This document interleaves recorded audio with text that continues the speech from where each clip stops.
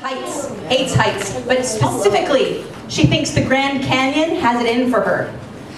She thinks the Grand Canyon is this thinking thing, this thinking, mean, malevolent, evil body of rock in Arizona, where I'm from, incidentally. Before I was from Chicago, I was from Phoenix. She thinks the Grand Canyon personally wants to do her harm.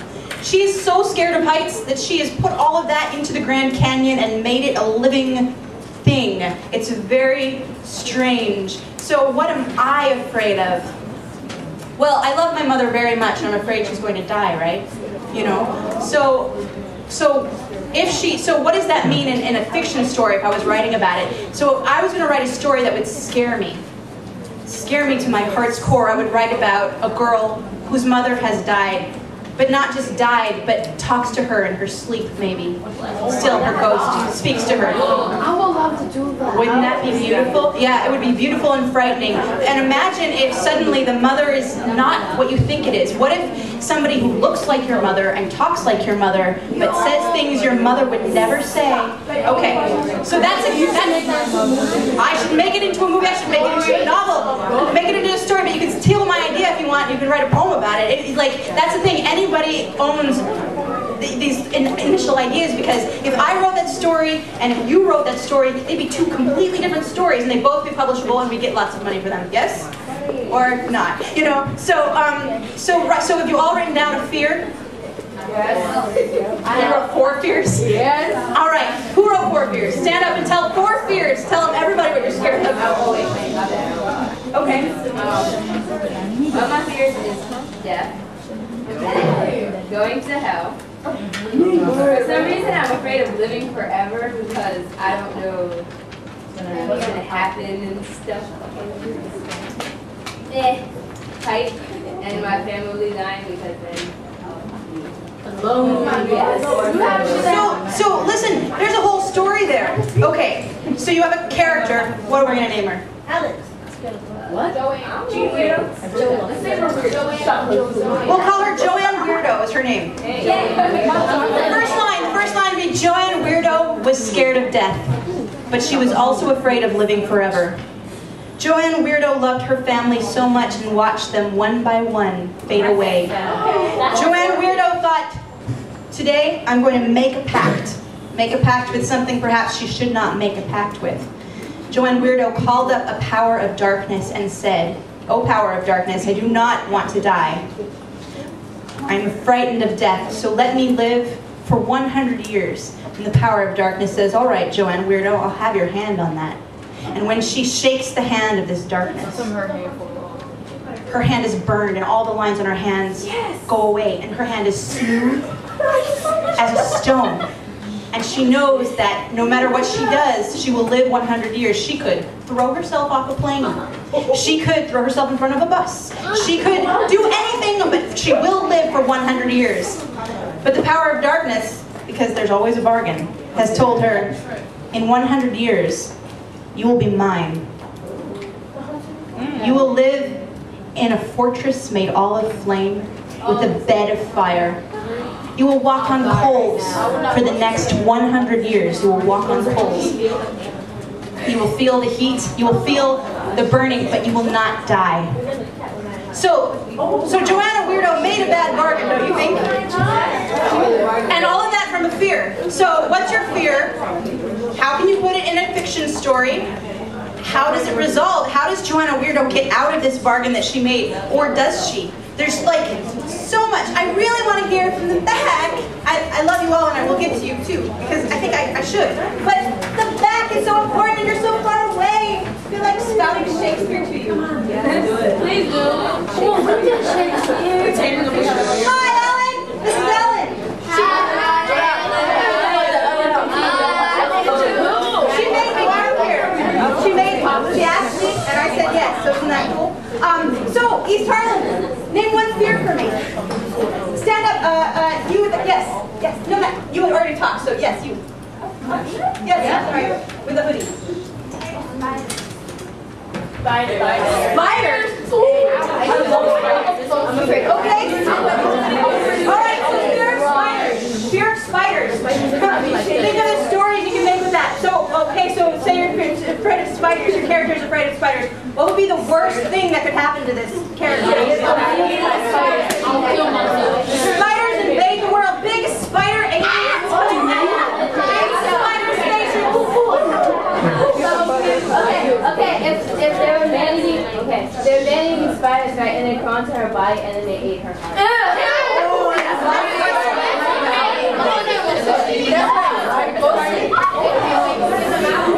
Okay, so the adventure is there are man-eating spiders from outer space. They're coming. This girl's terrified of spiders. She was born, once upon a time, was born a girl who was afraid of spiders. When she was 12 years old, spiders invaded from Mars. The girl was about to embark upon a great adventure. She would save her planet from these spiders. How did she do that when she's so afraid? And that whole thing about she's to confront her fear. She's got to get rid of all these spiders, and she's going to do it while shivering and sick with fear. And you're going to be the hero who saves the world from spiders, and you hate them worst of anything. And you'll probably hate them even more once you save the world, because that kind of stuff damages you. I saved the world from spiders. I'm up to my head in spider guts. They're awful. And every night you're going to dream about spiders for the rest of your life. There are consequences. You stand up. Yes. Yes. You stand up. Oh. It's that she's in a room and that there's like a hole and a bunch of spiders start coming out. Oh, just like you go into your bedroom one night and a hole opens up right by your bed. That would be scary. Okay, I want more fears, not more ways to use spiders. Fears. You, I want more fears. Demons and Ouija boards. There's some Ouija board. Hey, you want this stripy sweater? Cool girl, come on. Almost. There's a way to put that fear to work. So, I'm afraid of old people.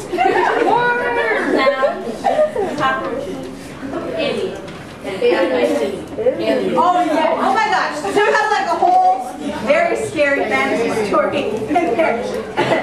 Old people. Okay, what if the aliens, like they're not spider aliens anymore, aliens come and they only look like old people, little bent old people. That's not even funny. How about you just go across the street, little old people crossing the street, and when they lift their foot up, they leave footprints and they're full of cockroaches. Oh.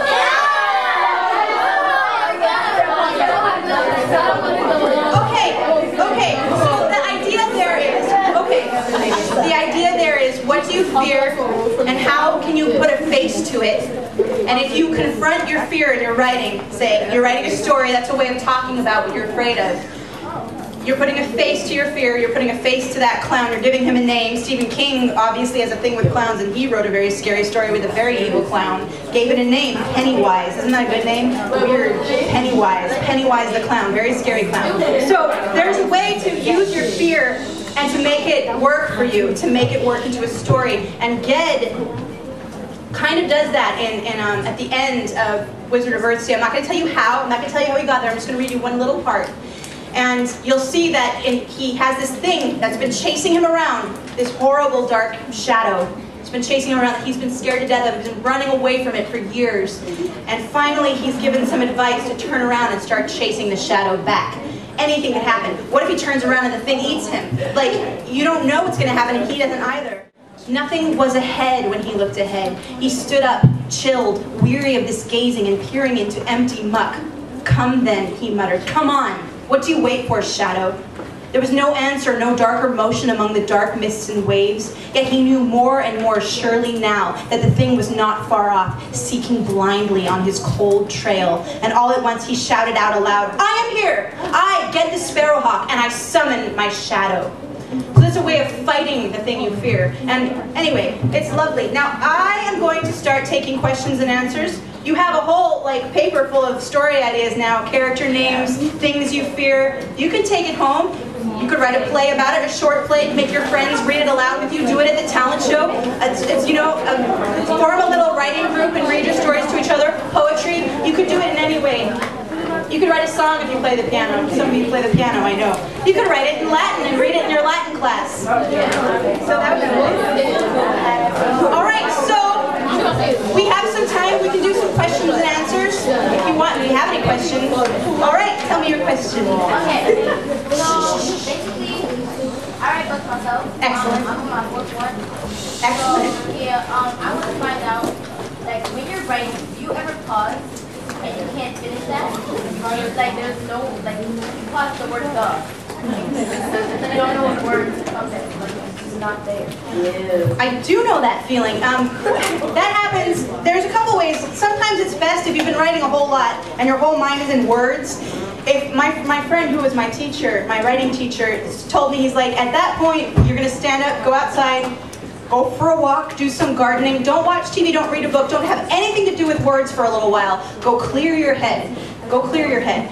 What else, if I'm in the middle of writing and I know that I shouldn't get up for the next hour or two, that I have to concentrate on writing and I'm stuck at a word, I really like to look at a thesaurus or a dictionary, and I kind of say, okay, it's sort of, the word I sort of want means this. It's like this word, and if I look up the word in the thesaurus, it may be in a list of words that are like that word. Or I get distracted and go on this long, awesome dictionary hunt and learn all sorts of new words and their etymologies in Latin. I don't know, it's very fun, but yes, you do get stuck.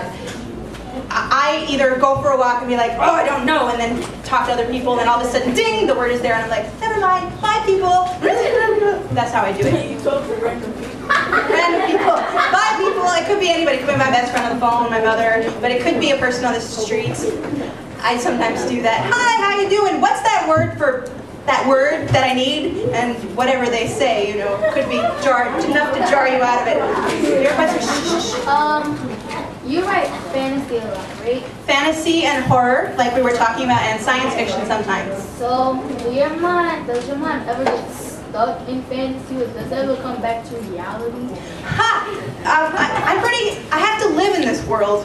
I have to work in this world. I have to pay my rent in this world. I have to pay my college debt in this world. There's a lot of like reality all the time coming at me, and I have to deal with it. And then for what I want to do most, what my passion is, what makes me happiest, is writing. So, and I only get a very little time for that.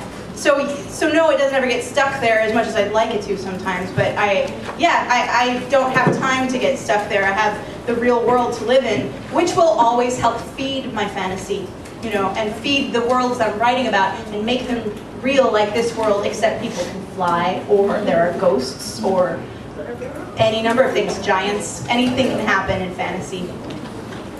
You with the yellow gloves. Okay. See, you know when you read a book and you feel like you can write better than the book, and you just go and write another book that is based off of the book? Don't you get like you feel scared that the author might come? There's a whole world of fan fiction, it's called. People writing in the same worlds as the authors are writing in.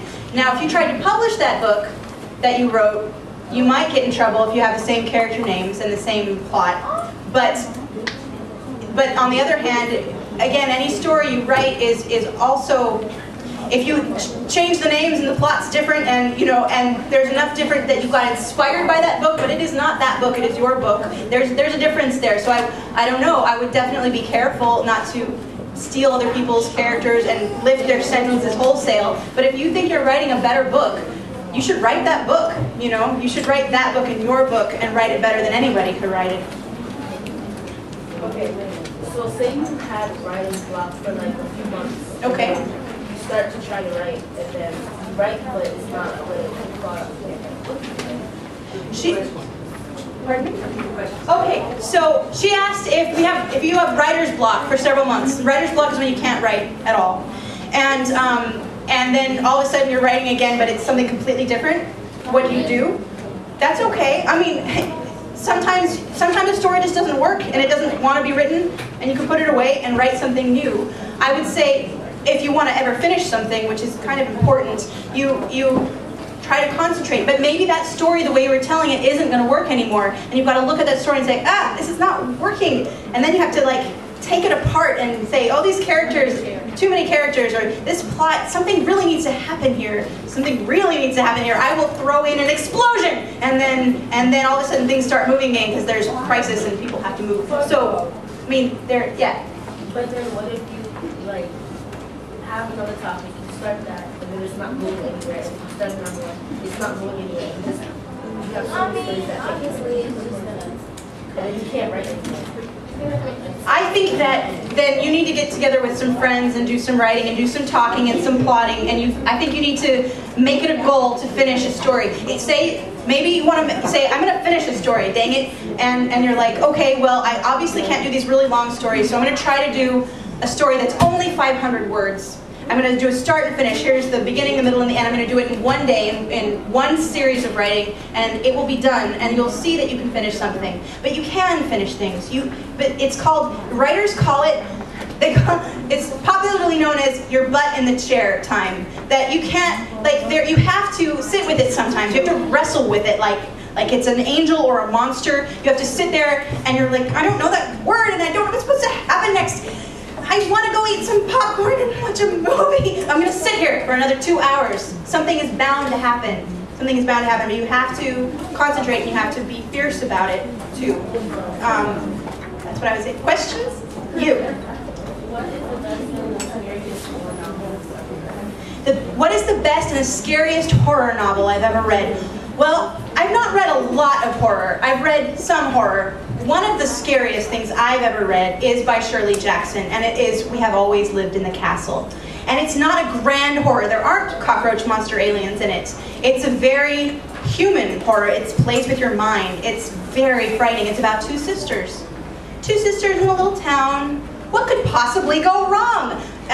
Who are these people? Why are they so weird? And it's just the way the writing is kind of gets into you. I felt physically nauseated. I felt like I was going to puke while reading this, and yet it was so beautiful and so frightening, and it just got its hooks into me. Yes, We Have Always Lived in the Castle by Shirley Jackson, and some of Stephen King is pretty frightening too. I would say, if you like long books, the book The Stand gave me some really great, strange dreams. But it's quite long. It's like 1,000 pages. So if you didn't want to read it, you could always use it as a doorstop.